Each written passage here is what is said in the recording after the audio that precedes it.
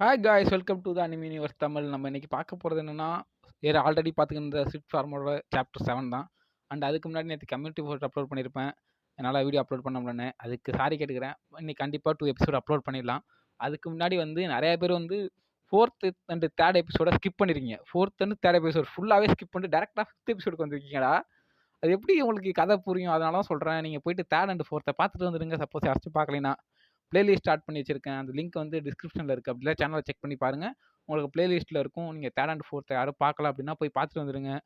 அது மட்டும் இல்லாமல் நம்ம வீடியோ நிறைய பேர் பார்த்துக்கிட்டு இருக்கீங்க. ரொம்ப சந்தோஷமாக இருக்குது. பட் சப்ஸ்கிரைப் பண்ணாமல் பார்த்துக்கிட்டு இருக்கீங்கப்பா. ஸோ கீழே சப்ஸ்கிரைப் பட்டன் இருக்கும். அதை தட்டி விட்டு பார்த்தீங்கன்னா இன்னும் கொஞ்சம் சந்தோஷமாக இருப்பேன். ஸோ மறந்துடாதீங்க, சப்ஸ்கிரைப் பண்ணிட்டு வந்துடுங்க. சரி, ஓகே, நம்ம இப்போ எபிசோடுக்குள்ளே போகலாம். சாப்டர் 7 ஸ்டார்டிங்கில் ஒரு விசித்திரமான பிளான்ட்டை காமிச்சு தான் ஆரம்பிக்கிறாங்க. இந்த பிளானோட நேம் பியூட்டின்னு சொல்லியிருக்காங்க. அது மட்டும் இல்லாமல் இந்த பிளான்ட்டை டஞ்சனை தான் கண்டுபிடிச்சாங்க. இதை ஒரு ஹேர் க்ரோத் சீரமா மார்க்கெட்டில் இன்ட்ரடியூஸ் பண்ணதுக்கப்புறம் இந்த உலகத்தையே பாட்டி போட்டுச்சு. இதை ஹேர் க்ரோத் சீரமா கண்டுபிடிச்சவருக்கு ஒரு நோபல் பரிசுமே கொடுத்தாங்க. அது மட்டும் இல்லாமல் இந்த ஹேர் க்ரோத் சீரத்தை கிரியேட் பண்ணுற ரெசிபியும் அந்த பியூட்டி பிளான்ட்டை கல்டிவேட் பண்ணுற மெத்தடுமே சீக்ரெட்டாக யாருமே உள்ள நுழைய முடியாத லாக்கரில் தான் சேஃபாக வச்சுருக்காங்க. யாராலையுமே இந்த லாக்கருக்குள்ளே உள்ள போக முடியாது. இந்த அரியம் பிளான்ட்டோட மெத்தடையுமே, அதாவது கல்டிவேட் பண்ணுற மெத்தடையுமே கண்டுபிடிக்க முடியாது. அரியம்னா பியூட்டின்னு அர்த்தம். அதாவது கொரியனில் அரியம்ங்கிறது பியூட்டிங்கிற மீனிங் வரும். ஸோ அதான் அந்த செடிக்கு அரியம்னு பேரை வச்சுட்டாங்க. அப்படியே கட் பண்ணிட்டு அடுத்த சீனுக்கு தான் நம்ம ஹீரோ தான் காமிக்கிறாங்க. அவன் சொல்கிறான், அதை அப்படியே விட்டுற முடியும், நான் அதை வளர்ந்தாலேயும் ட்ரை பண்ணி பார்க்காமலாம் விட முடியாது அப்படின்னு சொல்லிட்டு அந்த விதையை போட்டு புதைக்கிறாப்புல. குழியை நோண்டணும் ஃபஸ்ட்டு, அதுக்கப்புறம் விதையை போட்டு மண்ணை போட்டு மூடணும் அப்படின்னு சொல்லிட்டு மூடிட்டு எல்லாம் கரெக்டாக இருக்கும்னு நினைக்கிறேன். இது வளரணும்னு நினைக்கிற லூலு அப்படின்னு நம்ம லூலுட்ட கேட்கும். அதுக்கெல்லாம் வாய்ப்பே இல்லைங்கிற மாதிரி நம்ம லூலு மண்டையாட்டம். அதுவும் சரிதான், அதுக்கெல்லாம் எப்படி வளரும், நம்ம இன்னும் ஒன்றுமே உருப்படியாக பண்ணலையே அப்படின்னு நம்ம ஹீரோ எழுந்திரிச்சு முதுவெல்லாம் நெட்டி முடிச்சுக்கிட்டு இருக்கிறான். அதை பார்த்துட்டு நம்ம லூலும் அதே மாதிரி பண்ணி காமிக்கிறாங்க. இதுக்கு ஹீரோ பிடிச்சி வச்சுக்கிட்டு, இன்னும் எங்கே தானே இருக்கா, என்ன இந்த மாதிரி ஒரு யங் லேடி என்ன மாதிரி எதுக்கு பண்ணணும் அப்படின்னு சொல்லிட்டு அவளை பிடிச்சி நோண்டிக்கிட்டு இருக்கிறான். அதுக்கப்புறம் தான் நம்ம ஹீரோ சொல்கிறான், எனக்கு அந்த அரியம் பிளானோட கல்டிவேஷன் மெத்தட் தெரியும், ஆனால் அதில் ஒரு பிரச்சனை இருக்குது அப்படின்னு சொல்லிட்டு. என்னென்னு பார்த்தா, நம்ம ஹீரோவுக்கு ஒரு அப்ரிசியேஷன் பவர் இருக்குல்ல, அதை வச்சு நம்ம எந்த ஒரு பிளான்ட்டையோ எந்த ஒரு சீடையோ பார்த்தாலும் அதோட கல்டிவேஷன் மெத்தட் அண்ட் எப்படி வளர்க்குறதுங்கிற மெத்தட் அதை போட்டிருப்பாங்க போல இருக்குது. அதை வச்சு தான் ஹீரோ கண்டுபிடிச்சிட்டு இருக்கான். கல்டிவேஷன் ரூல் அந்த விதையோட பேர் போட்டுருக்கு, சீடா பியூட்டி. அப்புறம் இதை வளர்க்குறதுக்கு உங்களுக்கு பாய்சன் தேவைப்படும், அதாவது ஒரு யூனிக்கான பாய்சன் தேவைன்னு சொல்லிட்டு போட்டுருக்காங்க. இதை பார்த்துட்டு ஹீரோ யோசிக்கிறான், இந்த கார்னிவரஸ் மாஸ்டரே அந்த பாய்சன் இருக்கணும், அந்த யூனிக்கான பாய்சன் இது, அந்த பாய்சனை ப்ரொசஸ் பண்ணியிருக்குல்ல அப்படின்னு சொல்லிட்டு இருக்கிறான். அதுக்கப்புறம் யோசிச்சு பார்க்குறான், அதை விட்டு வேறு வழி இருக்கான்னு யோசிக்கணும், வேறு ஏதாச்சும் பண்ணி பார்க்கணும் இதை வளர்க்குறதுக்கு அப்படின்னு ஹீரோ யோசிச்சுட்டு இருக்கும்போதே ஒரு நோட்டிஃபிகேஷன் திடீர்னு முன்னாடி வருது. அது நம்ம ஹீரோக்கு ஒரு சேலஞ்ச் மாதிரி கொடுத்துருக்காங்க. இதை கொடுத்தா நம்ம ப்ரோ ஃபார்மர் தான், யார் நம்ம ஹீரோக்கு ஒரு பிளேசிங் கொடுத்துருப்பார்ல அவர் தான். இந்த சேலஞ்சை நம்ம ஹீரோ என்ன பண்ணணும்னா, அந்த அரியம் பிளான்ட்டை கல்டிவேட் பண்ணணும், அதான் அவனோட சேலஞ்ச்.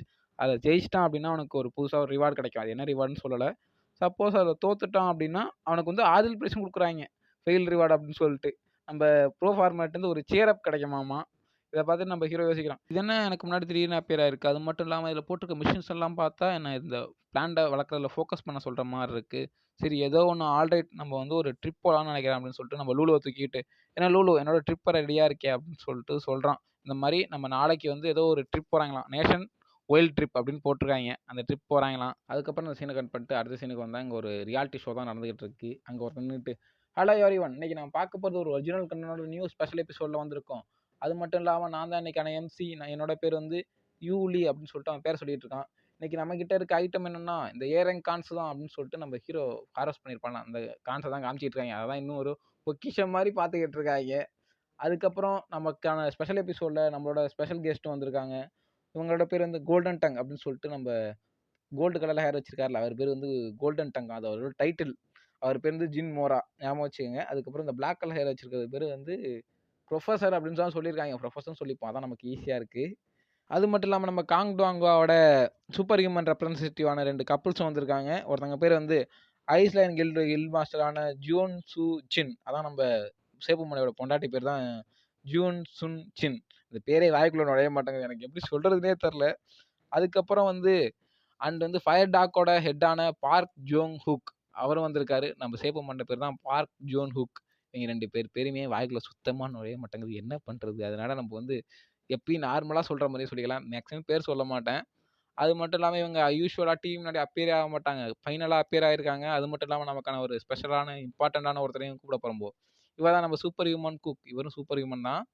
இவர் A+ கான்ஸை சமைக்க போகிறாங்க அப்படின்னு சொல்கிறாங்க. இவங்க பொண்ணா பையனான்னு எனக்கு இப்போ வரைக்கும் தெரில. லைட்டாக பார்க்க பையன் மாதிரியும் இருக்கான், பொண்ணு மாதிரியும் இருக்கா, என்ன சொல்கிறது.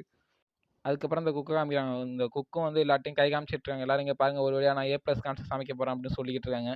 அப்போ வந்து ஒரு நோட்டிஸ் மாதிரி அவங்க முன்னாடியும் பாப்பப் ஆகுது. நம்ம ஹீரோக்கு எப்படி ஒரு சேலஞ்ச் வந்திருக்கும், அதே மாதிரி இவங்களுக்கும் ஒரு சேலஞ்ச் வந்திருக்கு. சேலஞ்சோட கோல் என்ன அப்படின்னா, நம்ம கான்ஸை வந்து நம்ம ஹீரோஸ் வச்சிருப்பாங்க, அந்த கான்ஸை வந்து சக்ஸஸ்ஃபுல்லாக சமைச்சு முடிக்கணும், ஒழுங்காக சமைக்கணும். சக்ஸஸ் ஆகிட்டாங்கன்னா இவங்களுக்கு வந்து ஃபர்காட்டன் செஃப் கிட்டேருந்து ஒரு ரிவார்டு கிடைக்கும். அப்படி ஃபெயில் ஆகிட்டாங்க அப்படின்னா அந்த ஃபர்காட்டன் செஃப் வந்து இவங்க மேலே கோவப்படுவாங்களாம். அது மட்டும் இல்லாமல் இந்த கான்ஸில் வந்து வேறு எந்த இன்க்ரீடியன்ட்ஸுமே யூஸ் பண்ணக்கூடாது. ஐ மீன் வந்து இந்த கான்ஸை மட்டும் தான் யூஸ் பண்ணணும், வேறு எந்த எக்ஸ்ட்ரா இன்க்ரீடியன்ஸும் யூஸ் பண்ணக்கூடாது. அதுக்கப்புறமும் திருப்பி நான் சொல்கிறேன், வேறு எந்த எக்ஸ்ட்ரா இன்க்ரீடியன்ஸும் யூஸ் பண்ணிடாத, இதில் போட்டுக்க ரூல்ஸை மீறாத. உனக்கு வந்து சாக வேண்டாம் அப்படின்னு தோணுச்சுன்னா இந்த ரூல்ஸை மீறாம இரு அப்படின்னு சொல்லி ஒரு மிரட்டுற மாதிரியே சொல்லியிருக்காங்க. இதை பார்த்துட்டு அந்த பொண்ணு வந்து இது என்ன மிரட்டுற மாதிரியே இருக்கு, இது ஏதோ ஒரு பேடான ஃபீலிங் எனக்கு தருது அப்படின்னு சொல்லிக்கிட்டு இருக்கா. அப்புறம் அந்த பொண்ணு யோசிச்சுக்கிட்டு இருக்கா, அந்த நம்ம செஃப் வந்து பொண்ணுனே சொல்லிக்கலாம், அதே கொஞ்சம் வசதியாக தான் இருக்கு. ஆல்ரெடி வந்து 1 வருஷத்துக்கு முன்னாடி நான் சூப்பர் ஹியூமனா மாட்டேன், ஆனால் அந்த ஃபர்காட்டன் செஃப் கிட்டேருந்து ஒரு வாட்டி கூட என்ன அப்னாலஜே பண்ணதில்லை இந்த லூசு பைய. இப்போ திடீர்னு வந்துட்டு எனக்கு வந்து இந்த மாதிரி ஒரு ஸ்ட்ரிக்டான கோலை கொடுத்தா நான் அவனுக்கு ஒபே பண்ணணுமா, அதெல்லாம் முடியாது போடா அப்படிங்கிற மாதிரியே நம்ம குக்கு யோசிச்சுட்டு, அதுக்கப்புறம் நம்ம ஆங்கர் வந்து கேட்குறாப்புல, ஆமாம் நீங்கள் எப்படி இன்னைக்கு சமைக்க போகிறீங்க, எந்த மாதிரி உங்களோட டிஷ் இருக்க போகுது அப்படின்னு கேட்கும். நான் என்னோட ஃபுல்லான ஸ்கில்லை காமிக்கிறேன், என்னோட ஃபர்காட்டன் செஃபோட ஸ்கில்லை அப்படின்னு சொல்லிட்டு எப்படி சமைக்க போகிறோன்னு சொல்லிட்டு இருக்கிறா. அதுக்கப்புறம் அவ்வளோ சமைக்க ஆரம்பிக்கிறா. அப்போ அங்கே வச்சு உட்காந்துருக்காங்கல்ல இந்த சர்ஜா வந்திருப்பாங்கல்ல ஸ்பெஷல் கெஸ்ட்டாக, அவங்க பேசிகிட்டு இருக்காங்க, இவங்களோட சமையல் வந்து செம்ம டேஸ்ட்டாக இருக்கும், இவங்க எப்படி சமைக்கிறாங்க பாருங்கள், அமேசிங்காக இருக்குது அப்படின்னு சொல்லிட்டு பேசிகிட்டு இருக்காங்க. அப்போ ஆங்கரும் சும்மா இல்லாமல் நம்ம கப்புள்ஸ் நம்ம 2 பேர் இருப்பாங்களா, நம்ம சேப்பு மாட்டேன் அப்புறம் அவங்களோட பொண்டாட்டி, அவங்கள்ட்ட போயிட்டு உங்கள் 2 பேரில் யார் பெஸ்ட்டான குக்காக இருப்பீங்க, 2 பேரில் யார் சமைப்பீங்க அப்படிங்க. இவங்க 2 பேருக்குள்ள சண்டை ஆரம்பிச்சுட்டு, அஃப்கோர்ஸாக நான் தான் சமைப்பேன், இதில் என்ன டவுட் அப்படின்னு சொல்லிட்டு 2 பேருமே அட்ட டைமில் சொல்லுவோம். 2 பேர் திருப்பி சண்டை போடுறாங்க. உனக்கு என்னடா சமைக்க தெரியும், உனக்கு ஒரு வெண்ணு தண்ணி கூட வைக்க தெரியாது, நீ சமைக்கிறத பற்றி பேச வந்துட்டியான்னு அவ சொல்லவும், உனக்கு என்னடி சமைக்க தெரியும், உனக்கு ஒன்றுமே பொரிக்க கூட தெரியாது, ஒரு விஷயம் கூட பொரிக்க தெரியாது, நீ வந்து சமைக்கிறத பற்றி பேசுறியான்னு 2 பேரும் திருப்பி சண்டை போட்டுக்க ஆரம்பிச்சுக்கிறாங்க. நம்ம ஆங்கர் வந்து சமாதானப்படுத்தான், இங்கே எதுவும் ஃபைட்லாம் பண்ணக்கூடாது, சற்று அமைதியாக இருங்க, ஃபைட் பண்ணாதீங்கன்ட்டு பண்ணுறதையும் பண்ணி விட்டு அவனே சமாதானப்படுத்திட்டு இருக்கான் பாருங்க. அதுக்கப்புறம் ஒரு வழியாக நம்ம செஃப் எல்லாத்தையும் சமைச்சு முடிச்சு அந்த மைக்ரோவனை திறந்த உடனே அதுலேருந்து ஒரு கோல்டன் லைட்டோட நல்ல ஒரு ஸ்மெல் வருது. இதெல்லாம் நம்ம வந்து பார்த்துட்டு எச்சு ஊற்றிக்கிட்டு இருக்காங்க. அந்த ப்ரொஃபஸர் இருக்கார்ல, அவர் வந்து இல்லை நான் என்ன கண்ட்ரோல் பண்ணிக்கணும், ஒரு செகண்ட் நான் என்னோட கான்சன்ட்ரேஷனை மிஸ் பண்ணிட்டேன் அப்படின்னு சொல்லிட்டு இருக்காரு. அதுக்கப்புறம் அந்த ஆங்கர் வந்து என்ன செஃப் எல்லாத்தையும் சமைச்சு முடிச்சிட்டிங்களா அப்படின்னு கேட்கும். எல்லாத்தையும் ஃபினிஷ் பண்ணிட்டேன் அப்படின்னு சொன்னால், அந்த கோல்டில் வந்ததுக்கு அப்படியே ஆப்போசிட்டாக பண்ணிட்டு எந்த ஒரு இன்க்ரீடியன்ஸையும் எக்ஸ்ட்ரா யூஸ் பண்ணக்கூடாதுன்னு சொல்லியிருப்பாங்க. ஆனால் எல்லாத்தையும் இன்க்ரீஸ் பண்ணி, அதாவது எல்லாத்தையும் ஆட் பண்ணி ஒரு கேக் மாதிரி செஞ்சு வச்சிருக்கிறா. அதுக்கப்புறம் நம்ம ஆங்கர் வந்து ஆடியன்ஸை பார்த்து சொல்லிட்டு இருக்கான், ரொம்ப ரொம்ப சாரி, என்னால் இந்த எண்ணெயே கண்ட்ரோல் பண்ணிக்க முடியல, ஆனால் அந்த ஸ்மெல் செமையாக இருக்குது அப்படின்னு சொல்லிட்டு அதை பற்றி பாராட்டிக்கிட்டு இருக்கான். அப்போ நம்ம செஃப் வந்து கண்டிப்பாக உங்களால் கண்ட்ரோல் பண்ணிக்க முடியாது, ஏன்னா அதை நான் சமைச்சிருக்கல அப்படின்னு சொல்லிட்டு ஒரு பெருமையாக பார்த்துக்கிட்டு இருக்கப்ப மற்றவங்களும் இந்த இதாக வந்திருப்பாங்களா ஸ்பெஷல் கெஸ்ட்டாக, அவங்களும் வந்து நீங்கள் ரொம்ப பெஸ்ட்டான செஃப்பாக இருப்பீங்க போல இருக்குது அப்படின்னு சொல்லிட்டு இருக்கப்ப இந்த ப்ரொஃபஸர் வந்து ஆமாம் கொஞ்சம் டேஸ்ட்டாக தான் இருக்கும் போல இருக்குது அப்படின்னு சொல்லிட்டு இருக்கிறான். அப்புறமா அதை எல்லாரும் எடுத்து சாப்பிட்டு பார்த்துட்டு அதுக்கப்புறம் தான் ரியாக்ஷன் வருது, இது நல்லாவே இல்லை, இது என்னடா கருமம் அப்படிங்கிற மாதிரி எல்லாருமே கேட்குறாங்க. இதை பார்த்துட்டு அவங்களும் என்ன சொல்கிறீங்க அப்படின்னு கேட்குறப்ப, ஆமாம் இது சுத்தமாக நல்லா இல்லை, உங்களுக்கு காலை விலையா, அந்த முன்னாடி நாங்கள் செஞ்ச கான்ஸை விடவே இது ரொம்ப டேஸ்ட் கொஞ்சம் ஒஸ்ட்டாக தான் இருக்குது அப்படின்னு சொல்லுவோம். நீங்கள் என்ன சொல்கிறீங்க, உண்மையை சொல்லுங்கள், இது என்ன அந்த கான்ஸை விட டேஸ்ட் கம்மியாகவா இருக்குங்க. ஆமாம் கம்மியாக தான் இருக்குது அப்படின்னு சொல்லுவோம். அந்த குக்கு வந்து பார்த்துட்டு என்னடா சொல்கிறது அப்படின்னு தெரியாமல் ஒரு கொஞ்சம் கோவமாகவே அந்த கையெல்லாம் முறுக்கிட்டு இருக்கப்ப, அப்படி சொன்னதுக்கு நான் சாரி கேட்டுக்கிறேன், ஆனால் நான் எப்படி எக்ஸ்பிளைன் பண்ணுறதுன்னு தெரில, ஆனால் அது வந்து முன்னாடி இருக்க கானை விட டேஸ்ட் கம்மியாக தான் இருக்குது அப்படின்னு சொல்லிட்டு இருக்கப்பயே அந்த குக் வந்துட்டார், யார் நம்ம ஃபர்காட்டன் செஃப் இருக்கார்ல, அவர் வந்துட்டு நோட்டிஃபிகேஷன் அனுப்புறாரு, நீங்கள் வந்து 11th சேலஞ்சில் ஃபெயில் ஆகிட்டீங்க, அது மட்டும் இல்லாமல் ஃபர்காட்டன் செஃப் உங்க மேலே சரி காண்டாக இருக்காரு அப்படின்னு சொல்லிட்டு அவரே வந்து டேரக்டாக திட்ட ஆரம்பிச்சார். நீ என்ன ஸ்டூப்பிட்டா, நான் தான் சொல்லியிருக்கேன் A+கான்சன் உனக்கு என்ன ஜோக்கா போயிட்டா, அது மட்டும் இல்லாமல் அப்படின்னு சொல்லிட்டு பீப் பேட்ஸ் தான் ஃபுல்லாக பீப் தான் வருது, பீப்பில் போட்டு தட்டிக்கிட்டு இருக்காப்புல.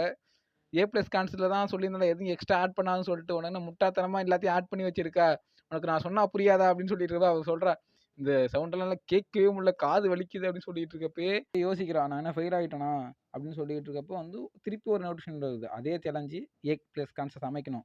ஆனால் அது எப்படின்னா திருப்பி இப்போ ரிவார்ட்ஸ்லாம் மாற்றிட்டாங்க, ஃபெயில் ஆகிட்டா இவங்களோட ஸ்கில்ஸ் எல்லாம் லூஸ் பண்ணிவிடுவா, சப்போஸ் பாஸ் ஆகிட்டா அதாவது சக்ஸஸ் ஆகிட்டா அப்படின்னா ஏதோ புதுசாக ஸ்கில் தருவாங்களாமா, அதே ரூல்ஸ் தான், வேறு எதுவும் இன்க்ரீடியன்ஸ் தான் ஆட் பண்ணக்கூடாதுன்னு சொல்லிடுறேன். சரி நான் இதை பண்ணி தொலைகிறேன் அப்படிங்கிற மாதிரி கடுப்புலேயே போயிட்டு, நான் இந்த மாதிரி இதில் ஃபெயில் ஆகிட்டேன், என்னை மன்னிச்சிடுங்க, அது மட்டும் இல்லாமல் நான் இன்னொரு வாட்டி திருப்பி செய்கிறேன் அப்படின்னு சொல்லிட்டு திருப்பி என்ன பண்ணணும்னு சொன்னாங்களோ அதே மாதிரி வந்து வெறும் சோளத்தை வந்து குக் மட்டும் பண்ணுறா, அதை ஸ்டீம் பண்ணுறா. இதை பார்த்துட்டு ஆங்கரும் கேட்குறான், என்னது இது மட்டும் தானா, வெறும் சோளத்தை மட்டும் ஸ்டீம் மட்டும் தான் பண்ணியிருக்கீங்களா அப்படின்னு கேட்டுருக்கப்ப ஆமான்னு சொல்லிக்கிட்டு இருக்கப்ப எல்லா இடத்துக்கு சாப்பிட ஆரம்பிச்சிட்டாங்க, எந்த ரிவ்யூமே கொடுக்கல, எடுத்து சாப்பிட எப்படி அன்னைக்கு ஹீரோ வீட்டில் எல்லாம் சாப்பிட்டாங்களோ அதே மாதிரி தான் கொலவெறித்தனமாக சாப்பிட்டுக்கிட்டு இருக்காங்க. ஆங்கரும் வந்து பதில சொல்லிட்டு சாப்பிடுங்கப்பா, ரிவ்யூ கொடுத்துட்டு சாப்பிடுங்க அப்படிங்கும், அதெல்லாம் கண்டுக்கிறதே இல்லை, எல்லாம் அதை தின்னுட்டு ஏதோ சொர்க்கத்துக்கு போன மாதிரி திருப்பி அதே ரியாக்ஷன் பார்க்குறதுக்கு அது அவ்வளோ ஒரு டெலிஷியஸான ஃபுட்ட சாப்பிட்ட மாரி தான் ரியாக்ஷன் எல்லாம் குடுத்துக்கிட்டு இருக்காய்ங்க. நம்ம சேப்பு மண்டையெல்லாம் இது என்ன இவ்வளோ டேஸ்ட்டா இருக்கு. இது நான் என்ன சொல்றதுன்னே தெரியல அப்படின்னு சொல்லிட்டு இருக்கிறான். அதுக்கப்புறம் பேக்ரவுண்ட் வாய்ஸ் சொல்லுது. அதுக்கப்புறம் இந்த A+ கான்ஸ் வந்து ஒரு லெஜெண்டே கிரியேட் பண்ணிட்டு இந்த வேர்ல்ட்ல அப்படின்னு சொல்லிட்டு இருக்கு. அப்போ வந்து அந்த சீன கட் பண்ணிட்டு அடுத்த சீனுக்கு வராங்க. இங்க வந்து பார்த்தா பஸ்ல நம்ம ஹீரோ வந்து டிராவல் பண்ணிக்கிட்டு இருக்கான். இதுக்கெல்லாம் காரணமானவனே இவன் தான். இவன் இத பத்தி எதுவுமே தெரியாம இங்க டிராவல் பண்ணிட்டு இருக்காப்ல. இதோட 7த் சாப்டர் எண்ட் ஆகுது. ஒரு 7த் சாப்டர் எண்ட் ஆயிட்டு, அதுக்கு முன்னாடி நேத்தி கம்யூனிட்டி போஸ்ட் நான் போட்டிருப்பேன். என்னால நேத்தி வீடியோ போட முடியல. அதுக்கு பதிலா நாளைக்கு 2 வீடியோ போடுறேன் அப்படின்னு சொல்லிட்டு. நெறைய பேர் வந்து ஓகே ப்ரோ பரவால்ல அப்படின்னு சொல்லியிருந்தீங்க. ரொம்ப ரொம்ப தேங்க்ஸ். அது மட்டும் இல்லாம நான் 2 எபிசோட் போடுறேன்னு சொல்லியிருந்தேன் இன்னைக்கு. கண்டிப்பா 2 எபிசோட் வந்துரும் கவலைப்படாதீங்க. அதுக்கு முன்னாடி வந்து ஒண்ணு சொல்லணும். நெறைய பேர் வந்து 3 அண்ட் 4த் எபிசோட ஸ்கிப் பண்ணியிருக்கீங்க. எபிசோட் ஃபுல்லாவே ஸ்கிப் பண்ணியிருக்கீங்கடா. ஒண்ணு இடையிலலாம் ஸ்கிப் பண்ணல. மொத்த எபிசோடுமே ஸ்கிப் பண்ணிட்டு டைரக்ட்டா 5த் எபிசோடுக்கு வந்திருக்காய்ங்க. நான் போயிட்டு யூடியூப் ஸ்டுடியோல பார்க்குறேன். இது 500 வியூஸ் வந்துகிட்டு இருக்கு. எது 4த்தும் 3ம் வந்து 500 வியூஸ் வர்றதுக்கே முக்கிக்கிட்டு இருக்கு. இங்க 5த்த பார்த்தா 600 வியூஸ தாண்டி போயிட்டு இருக்கு. என்னது நடுவுல 100 வியூஸ் வந்து அடி வாங்குது. எப்புட்றா ஸ்டோரி புரியும்? ஏன்னா 2 எபிசோட் நீங்க ஸ்கிப் பண்ணிட்டு வந்தீங்கன்னா, உங்களுக்கு ஸ்டோரி சுத்தமா புரியாது. சப்போஸ் யாராச்சும் 2 எபிசோட ஸ்கிப் பண்ணிட்டு வந்து நீங்க 3 அண்ட் 4த் ஸ்கிப் பண்ணிட்டு வந்தீங்கன்னா, போயிட்டு பாருங்க. உங்களுக்கு இன்னும் ஈஸியா இருக்கணுங்கிறதுக்காக பிளேலிஸ்ட் கூட ஆட் பண்ணி வச்சிருக்கேன். நேரா போயிட்டு சேனல செக் பண்ணீங்கன்னா, பிளேலிஸ்ட் இருக்கும். அதுல போய் பாருங்க. இல்லன்னா டிஸ்கிரிப்ஷன்லயே பிளேலிஸ்ட் லிங்க் குடுத்துருக்கேன். அதுல போய் பாருங்க. யாரும் பார்க்கலைன்னா அத போய் பார்த்துட்டு வாங்கப்பா. எனக்கும் ஹெல்ப்ஃபுல்லா இருக்கும். உங்களுக்கும் ஸ்டோரி இன்னும் தெளிவா புரியும்.